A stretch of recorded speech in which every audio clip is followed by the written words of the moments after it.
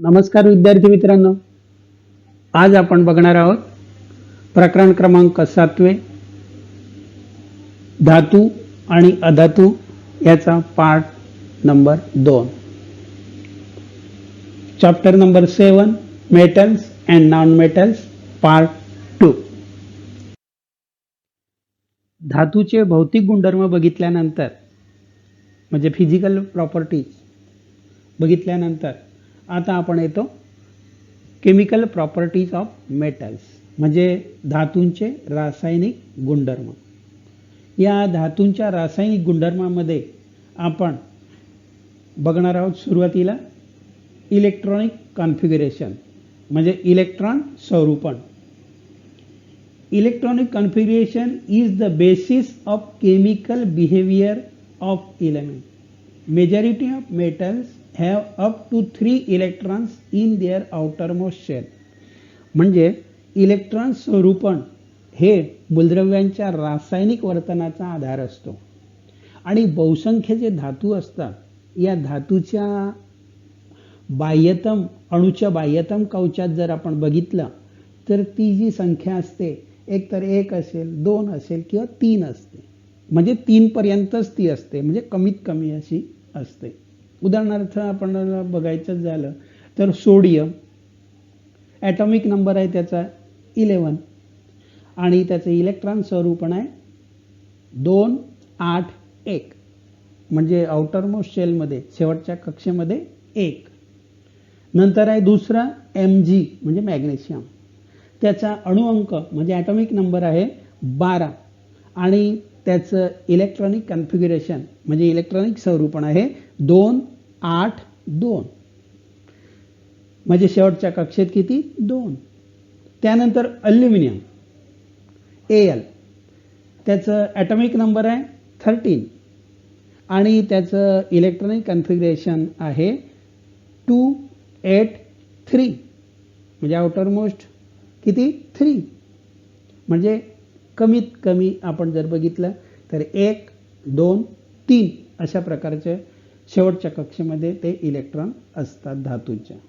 दुसरं आपण येतो ते म्हणजे आयनांची निर्मिती म्हणजे काय फॉर्मेशन ऑफ आयन्स.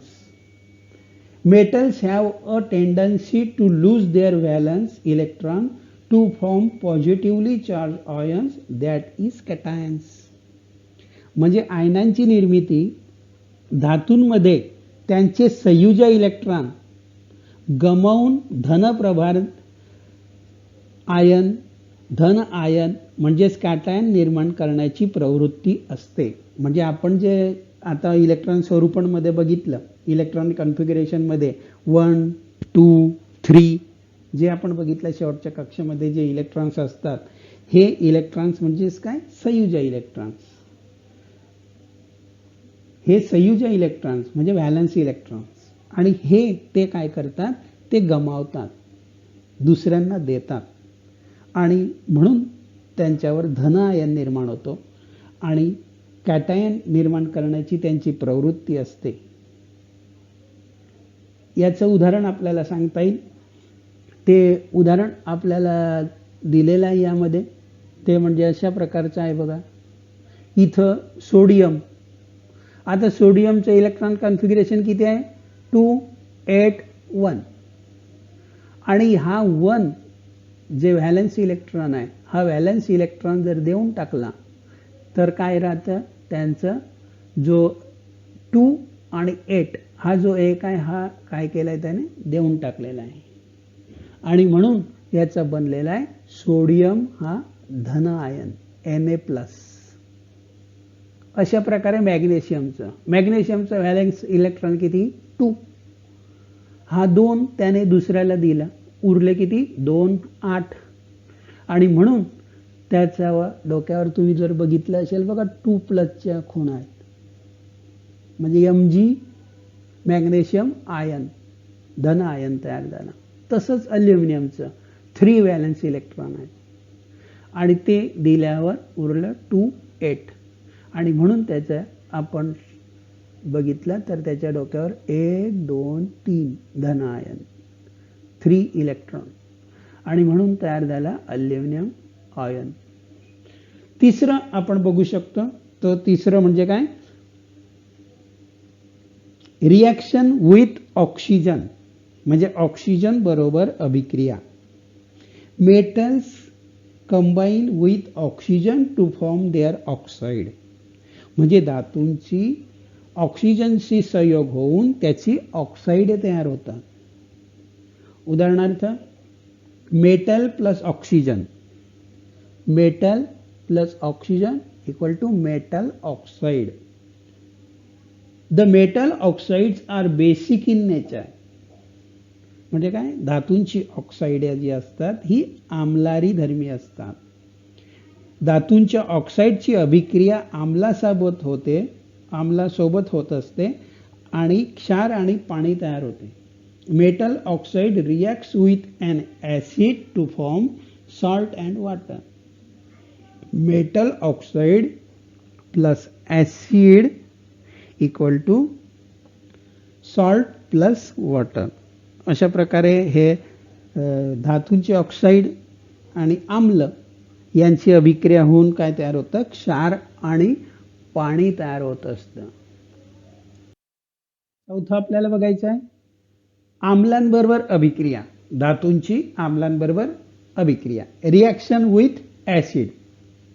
यामध्ये बहुतेक धातूंची विरल आम्लाबरोबर अभिक्रिया होते आणि धातूंचे क्षार तयार होत असतात आणि हायड्रोजन वायू बाहेर पडत असतो. म्हणजे most of metals react with dilute acid to form metal salt while hydrogen gas is released. म्हणजे आपल्याला दिलेलं आहे metal plus dilute acid equal to salt plus hydrogen gas, म्हणजे धातू अधिक विरल आम्ल बरोबर क्षार आणि हायड्रोजन वायू असे हे तयार होत असतात. त्यानंतर पुढचं दिलेलं आहे आपल्याला रिॲक्शन विथ वॉटर, पाण्यासोबत अभिक्रिया. Most metals do not show any observable and fast reaction with cold water, म्हणजे काही धातूंची पाण्यासोबत अभिक्रिया होऊन हायड्रोजन वायूंची निर्मिती होते. But some metals like sodium and potassium react with cold water to produce their hydroxide and hydrogen gas. तर काही धातूंची पाण्याबरोबर कक्ष तापमानाला, काहींची गरम पाण्यासोबत तर काहींची पाण्याच्या वाफेसोबत अभिक्रिया होते आणि त्यांच्या अभिक्रियेचा दर जो असतो हा वेगवेगळा असतो. उदाहरणार्थ सोडियम आणि पोटॅशियम. आता आपल्याला बघायचं आहे या सोडियम आणि पोटॅशियम त्यामध्ये केमिकल प्रॉपर्टीज, पुढे chemical properties of non metals, हे धातूंचे आपण बघितले. आता आपल्याला बघायचे आहे अधातूंचे रासायनिक गुणधर्म. आपण जे आता 5 बघितले ते धातूंचे होते, आता आपल्याला अधातूंचे बघायचे आहेत. अधातूंचे रासायनिक गुणधर्म. सुरुवातीला जसं धातूंचं इलेक्ट्रॉन स्वरूपण आपण बघितलं तसं अधातूंचं पण इलेक्ट्रॉन स्वरूपण आपण बघूया. Electronic configuration. Most of the non metals have 4 to 7 electrons in their valence shell. बहुसंख्य अधातूंच्या संयुजा कवचातील इलेक्ट्रॉनची संख्या जास्त म्हणजे 4 ते 7 पर्यंत असते. जी आपण बघितली होती धातूंमध्ये 1 ते 3 पर्यंतच असायची, याची 4 ते 7 पर्यंत असते. याचे काही उदाहरण आपल्याला दिलेले आहे. नॉन मेटल सुरुवातीला आपल्याला दिला आहे नायट्रोजन. या नायट्रोजनचा अणु अंक ॲटॉमिक नंबर किती आहे 7. त्याचं इलेक्ट्रॉन स्वरूपण किती आहे 2 and 5. दुसरं दिलं आहे ऑक्सिजन. ऑक्सिजनचं ॲटॉमिक नंबर किती आहे 8 आणि त्याचं इलेक्ट्रॉनिक कॉन्फिगरेशन किती आहे 2 and 6. व्हॅलन्स सेलमध्ये किती झाले नायट्रोजनचे 5 आणि ऑक्सिजनचे 6. आता पुढचं दिलेलं आपल्याला क्लोरीन. अणुअंक ॲटॉमिक नंबर किती 17 आणि इलेक्ट्रॉनिक कन्फिगरेशन काय 2 8 7. व्हॅलन्स सेलमधील आउटर मोस्ट किती इलेक्ट्रॉन 7. म्हणजे बघा 5 6 आणि 7 म्हणजे जास्तीत जास्त ते असतात. धातूंचे कमीत कमी असायचे. दुसरं आपल्याला बघायचं आहे फॉर्मेशन ऑफ आयन्स म्हणजे आयनांची निर्मिती. अधातूंमध्ये त्यांच्या संयुजा कवचात इलेक्ट्रॉन स्वीकारून ऋणप्रभारी आयन किंवा ऋण आयन म्हणजेच ॲनायन निर्माण करण्याची प्रवृत्ती असते. Formation of ions. Non-metals have a tendency to accept electrons in their valence shell to form negatively charged ions called anions. त्याचं उदाहरण आपल्याला दिलेलं आहे इकडे क्लोरीन. क्लोरीनचं जे आहे हा एक इलेक्ट्रॉन घेतो. त्याचे किती होते इलेक्ट्रॉनिक कॉन्फिगरेशन काय 2 8 7 प्लस त्याला एक मिळाला इलेक्ट्रॉन. आपण अशी कल्पना करूया का सोडियमने दिला तर त्याचं किती झालं 2 8 8 म्हणजे +1 झाला इथे इलेक्ट्रॉन आणि इथे किती झाले 8. म्हणून याने एक घेतला. आयन काय केलं एक घेतला म्हणून त्याच्या डोक्यावर एक ऋण प्रभार आला आणि म्हणून तयार झाला क्लोराईड आयन. हा कसा झाला निगेटिव्हली चार्ज म्हणजे निगेटिव्ह आयन तयार झाला म्हणून त्याला म्हणतात ॲनायन. तसंच ऑक्सिजनचं इलेक्ट्रॉनिक कन्फिगरेशन किती आहे 2 6. त्याने 2 घेतलंय आणि म्हणून त्याच्या डोक्यावर 2 negative charge minus minus O minus minus आणि झालं 2 8 6 + 2 2 8 आणि तयार झाला ऑक्साईड आयन. त्यानंतर नायट्रोजनने काय इलेक्ट्रॉनिक स्वरूपण 2 5. त्याने 3 घेतले. काय घेतले इलेक्ट्रॉन 3 घेतले. 5 + 3 = 8 आणि म्हणून त्याचा तुम्ही जर बघितलं तर 3 negative ion N minus minus minus आणि तयार झाला नायट्राइड आयन 2 8. त्यानंतर पुढचं येतो आपण ते म्हणजे काय रिॲक्शन विथ ऑक्सिजन. ऑक्सिजन बरोबर अभिक्रिया. Non metals combine with oxygen to form their oxide. अधातू ऑक्सिजनशी संयोग करून त्यांची ऑक्साइडे तयार करतात. Non metal plus oxygen = non metal oxide म्हणजे अधातू प्लस ऑक्सिजन बरोबर धातूंचे oxide. The oxide of non metals are acidic in nature. अधातूंची ऑक्साइडे ही आम्लधर्मी असतात. आपण धातूंची बघितली होती आम्लारी धर्मी होती ती आणि ही कशी असतात आम्लधर्मी असतात. They react with base to form soluble salt and water. ती आम्लारींशी संयोग पाहून द्रावणीय क्षार व पाणी तयार करतात. त्याचं उदाहरण दिलेलं आपल्याला कार्बन प्लस ऑक्सिजन = CO2. आता CO2 plus twice NaOH = Na2CO3 plus H2O.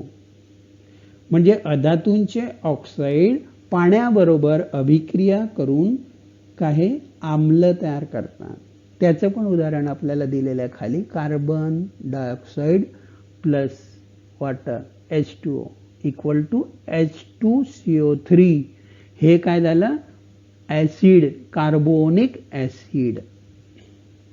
त्यानंतर SO2 sulphur dioxide plus H2O water = H2SO3 sulphurous acid.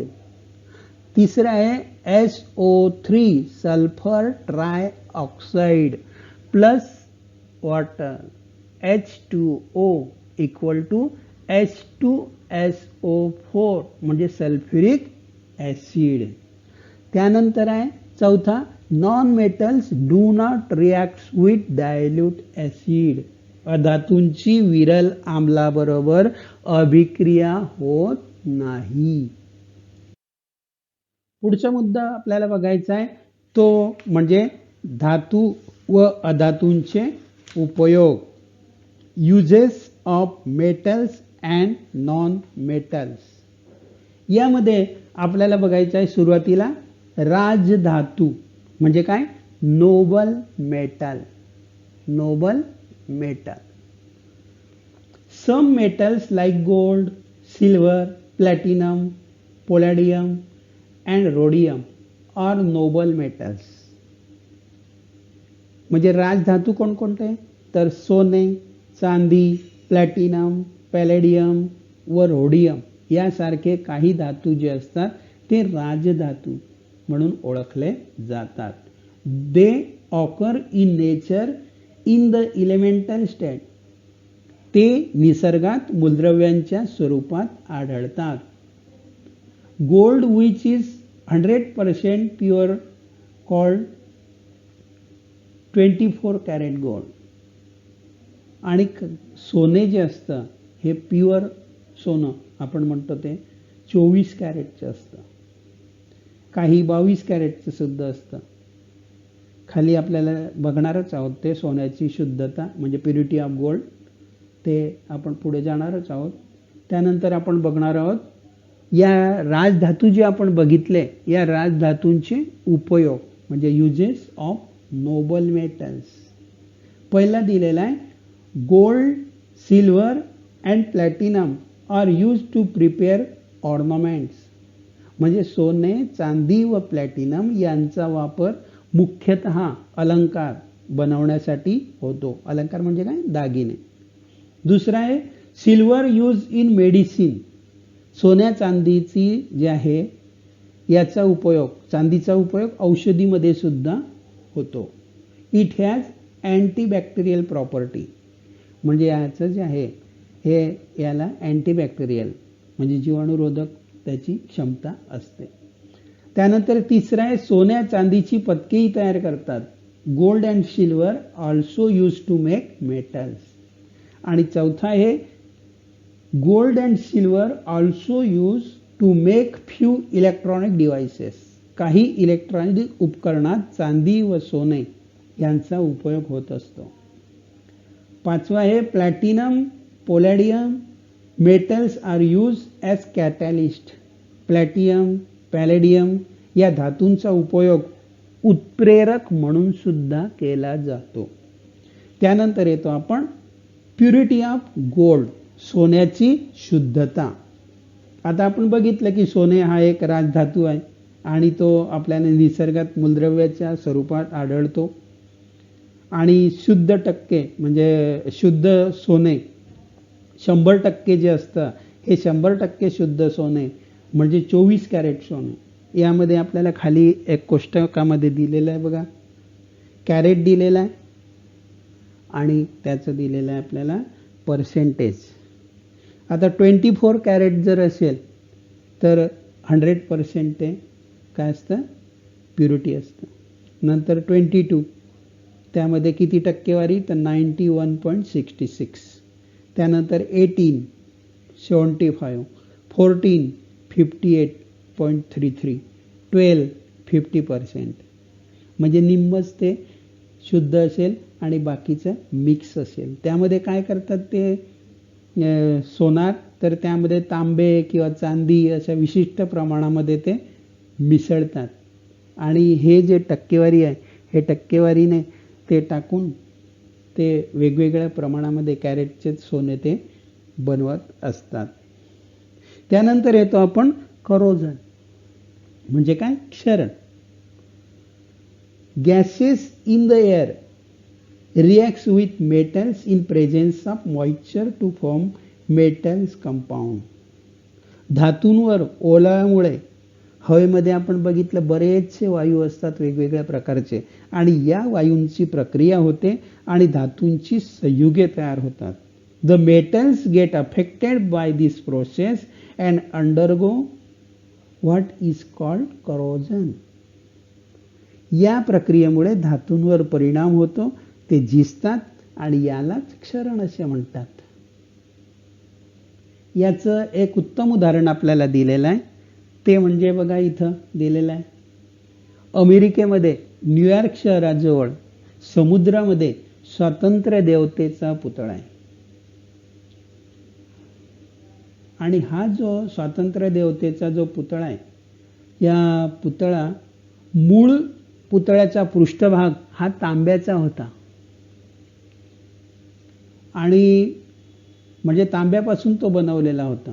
पण आता जर आपण बघितलं, तुम्ही बऱ्याच वेळा टीव्हीमध्ये किंवा कुठे पिक्चरमध्ये वगैरे बघितलं असेल, तर तो हिरव्या रंगाचा दिसतो. आता हिरव्या रंगाचा दिसतो याला कारण काय, तर त्याचे कारण असे आहे की हवेतील कार्बन डायऑक्साईड आणि आर्द्रतेची अभिक्रिया होऊन तांब्यासोबत अभिक्रिया झाली आणि हिरव्या रंगाचं कॉपर कार्बोनेट तयार झालं.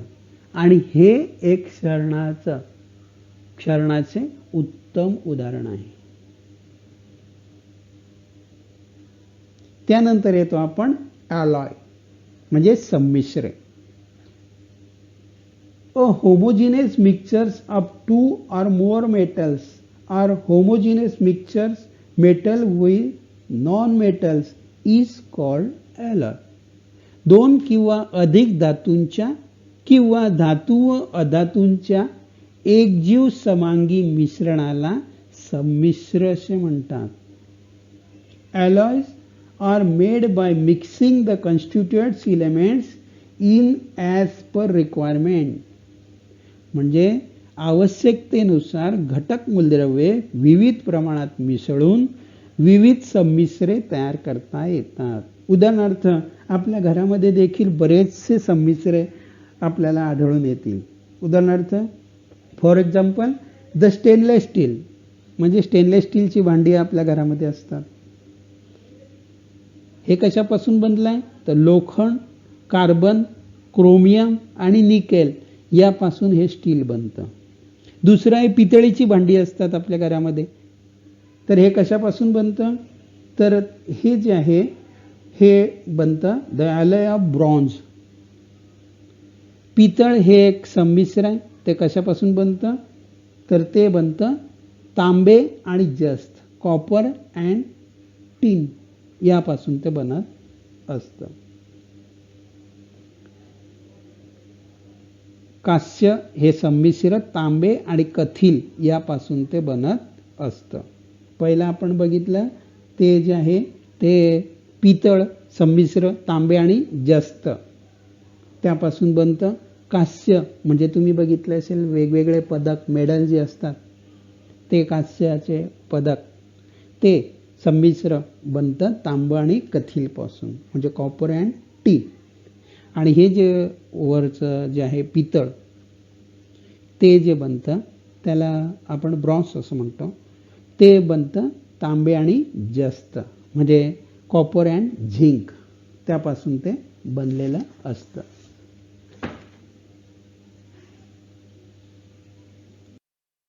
आता शेवटचं आहे, माहीत आहे का तुम्हाला, डू यू नो,